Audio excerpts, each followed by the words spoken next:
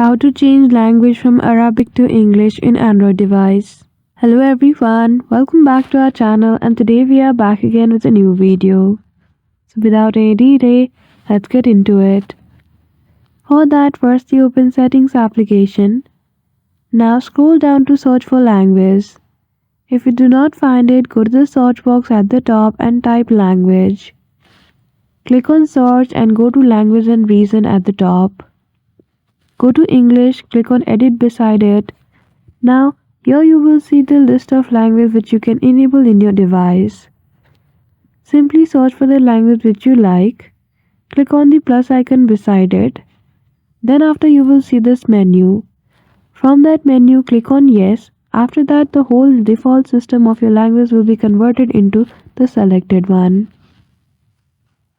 So make sure you know that language and then you're good to go. So that's it.